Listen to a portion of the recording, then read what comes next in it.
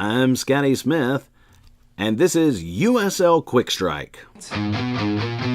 Well, they finally pulled it back together. Phoenix Rising FC did a number on Timbers reserves on Friday night in the USL Cup playoffs. Didier Drogba, yes, that Didier Drogba, scored in the 28th minute, followed by Jason Johnson's score in the 62nd minute, and Solomon Asante finishing it off in the 90th minute. And Portland Timbers Portland Timbers reserves eliminated from USL Cup playoffs. This is the Phoenix team that we saw really in the last, in the late July, August, and September. This was not the team that we had really seen in October to this point, as they had been on a little bit of a skid there towards the end of the season. This Phoenix Rising team can compete for the West. This Phoenix team can compete for USL Cup.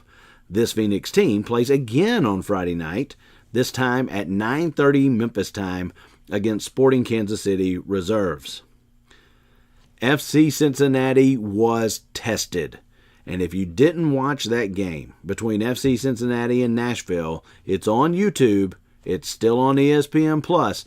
Go back and watch it. FC Cincinnati won. Nashville won. It went all the way to penalty kicks. FC Cincinnati 6, Nashville 5. And man, was it exciting. That was look, I know a lot of people are just for single table in the United States of America like it is in the rest of the world and all that kind of stuff. But I got to tell you, man, playoff soccer is fun. And knowing what was at stake between those two teams, Cincinnati, a team that hasn't lost since May, and they're playing, an expansion team in Nashville. Both of these teams will eventually be in MLS, and you can kind of see the vestiges of a rivalry growing. I know, maybe a little one, maybe just a little rivalry here, because these are both the number one teams for their respective franchises. This is FC Cincinnati's first team. This is Nashville's first team. Eventually, these two teams will be in MLS. They play each other in back-to-back weeks. They cannot settle either game in 90 minutes. They go 3-3 in the first one. They go 1-1 in the second one. They go to penalty kicks. It comes all the way down with everybody making all of their penalty kicks all the way down to the sixth player on both sides. This was exciting. FC Cincinnati advances. They will host Red Bull Reserves Saturday at 3 p.m. Memphis time. Defending champions Louisville City had one of the two dominating performances of the weekend. Well, really three dominating performances because we've already mentioned Phoenix. But there's another one that we're going to talk about in a little bit. But this one was not even close. Niall McCabe scored 2 goals, and the Golden Boot winner Cameron Lancaster scored a goal, and Louisville City handled Indy 11. There was a time period of about 15 minutes where I was watching this game live, but I was doing something else, and every time I looked up, Louisville City was scoring a goal. They got a goal in the 29th, they got a goal in the 42nd, they got a goal in the 48th. And it was just kind of like, is that a replay or did they score again? This was a pretty dominating performance. They had 58% of possession. They had 21 shots to 12 shots. Louisville City had 10 shots on target compared to Indy 11's 4. This was a very, very, very good performance with 82% pass accuracy. That's pretty amazing. Louisville City looks like a very, very tough out. And if we're heading towards a Louisville City-Cincinnati final game in the East, man, that's fun. That's going to be fantastic. Louisville City will host Philadelphia Union Reserves. I hate calling them that because I love the history of the Bethlehem Steel FC situation. I got to call them Bethlehem Steel. All right, Louisville City will host Bethlehem Steel 6:30 Saturday night Memphis time. And that will be a fun one to watch. We've gotten down now to the point where there are few enough teams where everybody gets their own time slot. So Phoenix gets the Friday night at 9:30 time slot. FC Cincinnati gets the 3 o'clock Saturday afternoon time slot. Louisville gets the 6:30 Saturday night time slot. And then Orange County gets the 9 o'clock Saturday spot. We're on a collision course here where we could have the 4 best teams in USL consistently over the course of the season as the final 4 teams in the USL Cup playoffs. Because even though Sacramento lost, I think it's safe to say that were not for the slip-up at the end of the season, Phoenix was really the better team during the season. So it could be the 3-seed Phoenix and the 1-seed Orange County. And on the other side of the river, you would have the 1-seed FC Cincinnati and the 2-seed Louisville City. I hope that is the case, because that would be 4 independent teams. Orange County is hosting Reno 1868, who got a big win over Salt Lake Reserves, a team that had been very solid over the course of the season. But Orange County really lit up the scoreboard on Saturday night against St. Louis FC. And this was kind of surprising because, I'd been on the Orange and Black Soccer Cast and, said, well, this is probably going to be close, like a 2-1 game. Everybody else was calling it close. It wasn't close. It really wasn't. Now, one of the things that happened that made it a little less even, I guess you would say, is the St. Louis red card on Tony Walls in the 21st minute.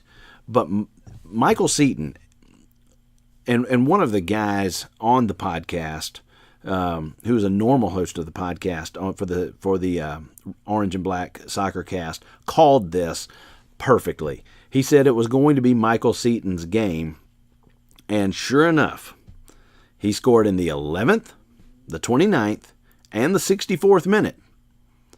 He scored the first 3 goals for a hat trick there in the conference quarterfinals, and Orange County easily advances. They had 61% possession compared to 39. Their pass accuracy was at 87%. I mean, they really were just running full steam ahead, and that's going to be the case. If that is the case against Reno, then that is going to be very, very tough for Reno to handle, because Orange County and Phoenix are both playing at extremely high levels right now. In fact, and this is weird. This is extremely weird. The team that was the remaining team that had the shakiest time versus expectation was FC Cincinnati, a team that won the regular season championship and has blown through everybody and not lost since. I mean, they've had some close games. I don't want to make it look like they're Man City or anything like that. They've had some close games, but they still haven't lost since May. So you could say on the one hand, maybe they're due a loss. Well, okay, maybe that's possible. But I think we're on a collision course here for.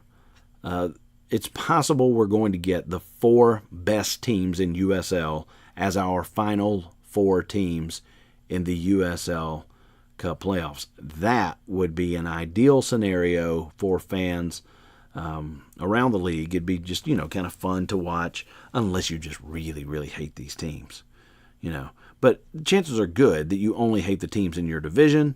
So if you hate Louisville and FC Cincinnati, then you're going to, say, oh, well, we want the winner between Phoenix and Orange County. Now, none of this matters if any one of these 4 teams gets upset. And it could happen. No doubt about it. There is no question. Talk about it like, for instance, a Sporting KC reserve team that went to the finals last year. All right? So they know how to handle the playoff scenario. Red Bull Reserves, former champion of this league, right? Reno has played extremely well over the last few weeks. Bethlehem beat Pittsburgh in a shootout. That could have gone either way. They're the one of these 3 teams that watch them win. Now that I say this, they're the one of these 4 teams that you kind of look at and go, yeah, I'd be really, really surprised if they beat Louisville City. Yeah, I would. But would I be that surprised if KC Reserves were to beat Phoenix? I mean, I'd be surprised. I wouldn't be that surprised. If Red Bull Reserves beat FC Cincinnati, not that surprised. 1868, Orange County, I don't know. 1868 is playing really well. And then you got like the advantage that a couple of these teams like Sporting KC reserves and Red Bull reserves have the distinct advantage of it doesn't matter that they're going on the road because nobody comes to their home games. So, home, road, what do they care? They don't care if they're on where they play. It doesn't matter. So, I really feel like I'm going to make a prediction here and say we're going to get the 4 best teams: Phoenix, Orange County, FC Cincinnati, and Louisville to advance. And now that I'm saying that, there's no way it'll happen. All right, that's about it. All 4 of these games this weekend will be on ESPN Plus or wherever it is that you illegally pirate USL matches. Thanks for joining us on USL Quick Strike. Enjoy your soccer, everybody.